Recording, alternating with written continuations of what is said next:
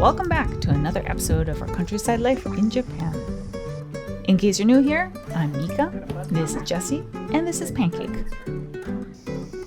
While this is not our first summer in Japan, the hot season always catches us off guard with its soggy, sometimes unbearable heat. With August and September the hottest months in Japan, swimming in the nearby river has always been a non-stop activity.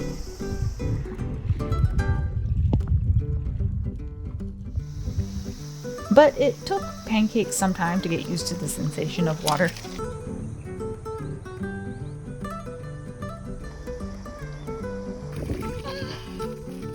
Good boy! Fortunately, he's an adventurous Shikoku pup who knows when to overcome his fears and join the party.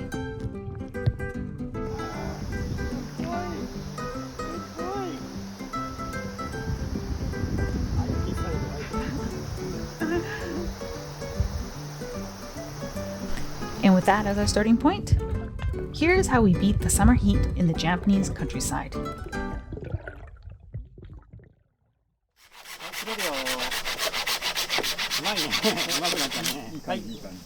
Okay?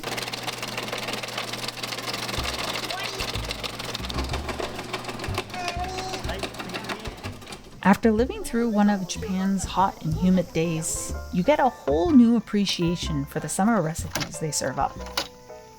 This year, during one of our monthly neighborhood gatherings, we tried Nagashi Somen, meaning flowing noodles. These thin wheat noodles are a nice way to eat a chilled bowl of noodles while having a little bit of fun. It involves scooping noodles as they sail down bamboo slides. You only get to eat what you catch, so practicing your chopstick skills is a good idea. Oh, I just missed a big bunch.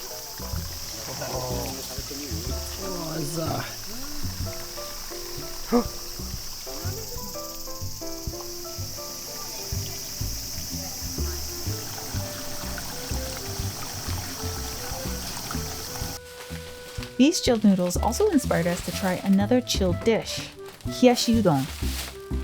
We used a variety of ingredients for our dish, such as tenkatsu, scraps produced when frying tempura, deep-fried tofu, seaweed nori, canned mackerel, and a few other basic ingredients. For the canned mackerel, I made the sauce using a few Japanese staples, like soy sauce and mirin, and heated the sauce over low heat on the stove. Bring the water to a boil and add your udon noodles.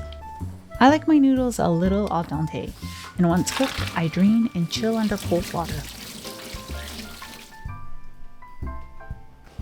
To complete the dish, layer your ingredients and add a little dribble of soy sauce on top. It's a little salty, yet refreshing dish for summer. That was easy to make.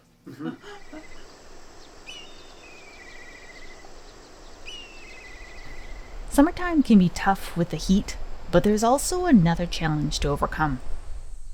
Mold.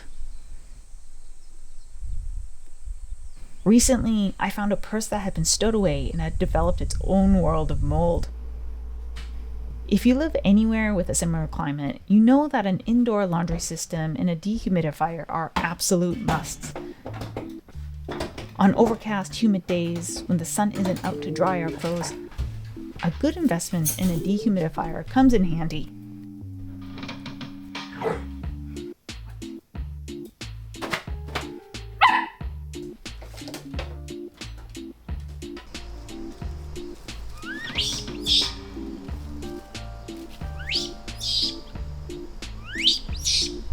On days when the sun is shining bright, we make the most of it by doing our laundry outdoors.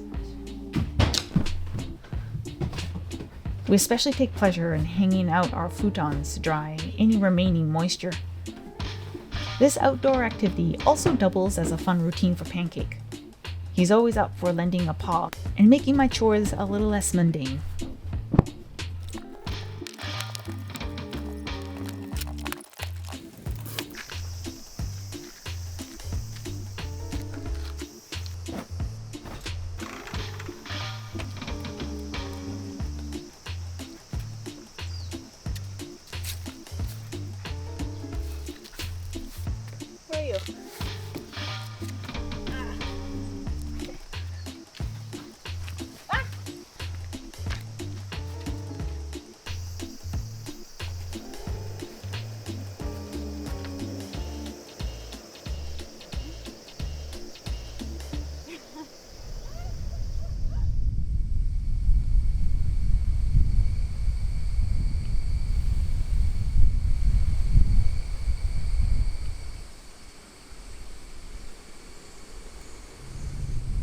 The summer heat and showers can often force us indoors to take relief with the air conditioning. But being cooped up can also take a toll on a puppy with much energy to spare. The inevitable happened. Our screen doors found a tear. Luckily, it's a relatively easy and cosmetic fix. We found that Shoji stickers are an excellent temporary solution to patch up holes in our doors, at least until our puppy grows out of his teenager phase.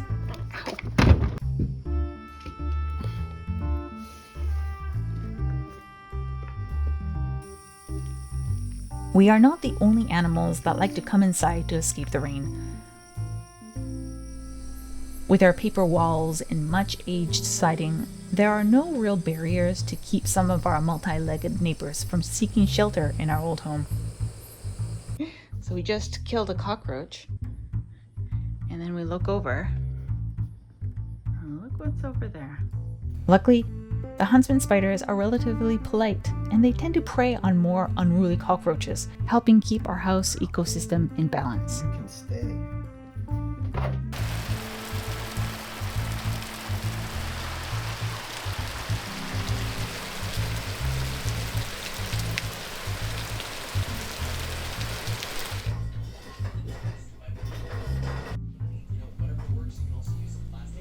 And finally, southern climate calls for southern food. This summer, we grew watermelon, okra, and hot peppers. The hot sauce selection at our small grocers is lacking, so we decided to get creative and make our own sauce. I'll share a YouTube recipe link we followed below, but basically, we soaked Togarashi Japanese chili peppers, along with yellow and green peppers, in a brine for a week. We never considered ourselves daredevils when it comes to spicy food, but for some reason we decided to put our taste buds to the ultimate test. Cheers. Whole thing? Let's just say our spice tolerance scale registered a big fat nope. That's spicy. Oh, still okay. Yeah. You want to have that? No, That's pretty good. it's not that bad. Yeah, that was the ghost pepper.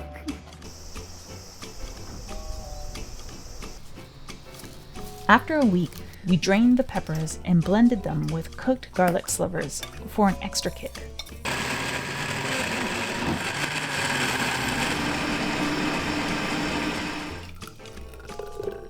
It was a perfect flavor kick for our fajita night.